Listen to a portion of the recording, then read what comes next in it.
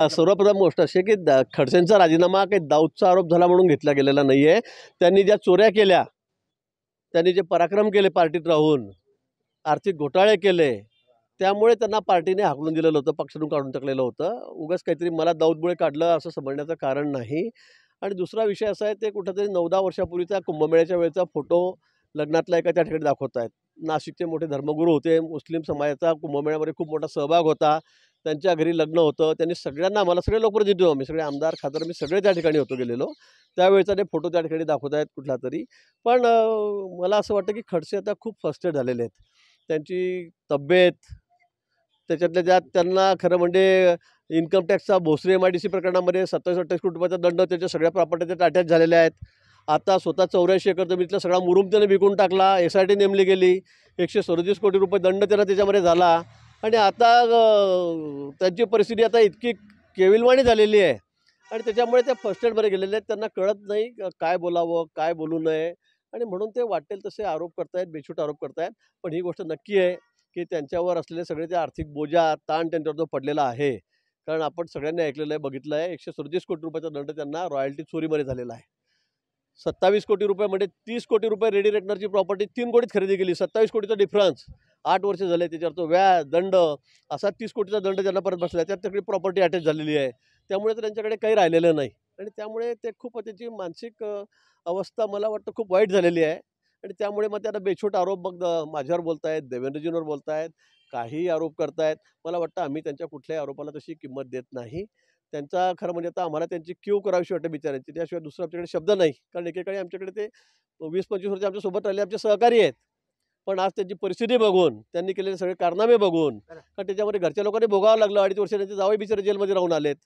ते म्हणतात मी काही केलं नाही. मग ते कशामुळे गेलेत हे त्यांनी सांगावं. पण त्यांची परिस्थिती अतिशय त्या वैफल्यग्रस्त झालेल्या आहेत. वस्तुस्थिती काय याच्यावर मी हक्कभंग आणणार आहे. मी सांगितलं तुम्हाला की 9 वर्षापूर्वी कुंभमेळ्याच्या वेळेला एक लग्न त्या ठिकाणी आमचे नाशिकचे मोठे मौलाना जे सगळे मस्जिदचे ते त्या ठिकाणी होते. त्यांनी खूप आग्रहाचं आमंत्रण आम्हाला सगळ्यांना दिलं होतं. सगळं नाशिक शहर, त्यातले सगळे प्रतिष्ठित आमदार खासदार सगळे त्या लग्नात हजर होते. आता त्या लग्नामध्ये समोरचे लोक कोणी आक्षेपार्ह होते असं त्यांचं म्हणणं आहे. आता आम्हाला ते माहीत नाही. नाशिककरांच्या मौलांनी आम्हाला त्या ठिकाणी बोलवलेलं होतं, म्हणून आम्ही सगळेजणं नाशिकमध्ये मोजून सगळे लहान मोठे सगळे जण त्या ठिकाणी त्या लग्नामध्ये हजर होतो. हे मी मान्य करतो. आणि हे 10 वेळा टीव्हीवर दाखवलं गेलेलं आहे. हे काही आजचं नवीन नाही आहे. त्यामुळे काहीतरी मुद्दाम वैफल्यग्रस्त अवस्थेत बोलायचं, परिस्थितीमध्ये बोलायचं. त्यांची अवस्था इतकी वाईट आहे की मी तुम्हाला सांगूसुद्धा शकत नाही. म्हणजे त्यांची प्रॉपर्टी रेडी रेटनरमध्ये 40 कोटीची आणि त्यांना आता 170 कोटी रुपयाचा दंड झाला आहे. तो त्यांना व्हाईटमध्ये भरायचा आहे. त्यामुळे मानसिक अवस्था त्यांची फार खराब झालेली आहे, वैफल्यग्रस्त झालेले आहेत. त्यामुळे ते सकाळपासून संध्याकाळपर्यंत अशी काहीतरी बडबड करत असतात. सुधाकर बडगुजर त्यामध्ये आढळून आला आणि त्यामुळे कदाचित अडचणीत आल्यामुळे तुमच्यावर असे आरोप केले जातात असं वाटतं. ते कोण सलीम कुत्ता गित्ता काय ते मला माहीत नाही. मी कोणाला खरं ओळखत नाही ते कुठे काय. पण त्या पार्टीमध्ये सुधाकर बडगुजर दिसत आहेत. दादा भुसेंनी त्यांच्यावर आरोप केलेले आहेत. त्याची चौकशी नेमली गेलेली आहे. काय चौकशी अंती जे होईल त्याच्यातून निष्पन्न होईल. कारण ते डान्स वगैरे करतायत त्या पार्टीमध्ये कुठेतरी. कुठे होते जागा वगैरे मला माहिती नाही. पण त्याची चौकशी SIT त्या ठिकाणी चाललेली आहे. कसं सकारात्मक नाही, सरकार किती प्रामाणिकपणे काम करतं आहे मराठा आरक्षणाच्या बाबतीमध्ये हे मी त्यांना सांगितलं. गेल्या महिनाभरामध्ये किती गतीने काम त्या संदर्भात चाललेलं आहे हे मी त्यांना सांगितलं. त्यांनाही ते पटलेलं आहे. त्यांनी आपल्यासमोर सांगितलं मीडियासमोर की सरकारच्या बाबतीमध्ये काही आमचा कुठे आक्षेप नाही आहे. अतिशय गतीने वेगाने न्यायमूर्ती शिंदे समिती त्या ठिकाणी काम करते आहे. सगळे अधिकारी जिल्हाधिकारी त्या ठिकाणी काम करत आहेत आणि म्हणून त्यांनी समाधान त्या ठिकाणी व्यक्त केलं. पण आज त्यांची त्या ठिकाणी सभा मीटिंग ते प्रमुख कार्यकर्त्यांची आंतरवलीमध्ये त्या ठिकाणी आहे आणि आज ते निर्णय घेतील. 24 तारखेचा अल्टिमेटम त्यांनी दिलेला आहे. पण मी सांगितलं की आपल्याला जर कायमस्वरूपी आरक्षण घ्यायचं असेल, तर टिकवायचंच असेल तर थोडा वेळ अजून द्यावा लागेल. आपण क्युरेटिव्ह पिटिशनच्या माध्यमातून सुद्धा कोर्टामध्ये गेलेलो आहोत. आपण बॅकवर्ड कमिशनच्या माध्यमातून सुद्धा नवीन एक दुसरा त्याच्यावर पर्याय शोधलेला आहे.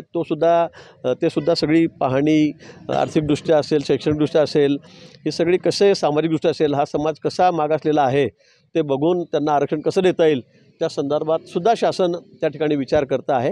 पण तो निश्चित मुख्यमंत्री मोदयांनी सांगितलेलं आहे, देवेंद्रजींनी सांगितलं आहे, अजितदादांनी सांगितलं आहे की आम्हाला आरक्षण हे द्यायचं आहे, 100% द्यायचं आहे. गेल्या काळातसुद्धा देवेंद्रजींनीच मुख्यमंत्री असताना आरक्षण दिलेलं होतं. दुर्दैवाने ठाकरे सरकारने ते सुप्रीम कोर्टामध्ये टिकवलं नाही, हे आपल्या सगळ्यांना माहीत आहे. पण तो आम्हाला आरक्षण द्यायचं आहे, पण ते कायमस्वरूपी टिकणारं द्यायचं आहे. आणि त्यासाठी थोडा वेळ जरी द्यावा लागला अजून तरी आपण तो द्यावा. आपण बघतायत सरकार किती गतीने काम करत आहे.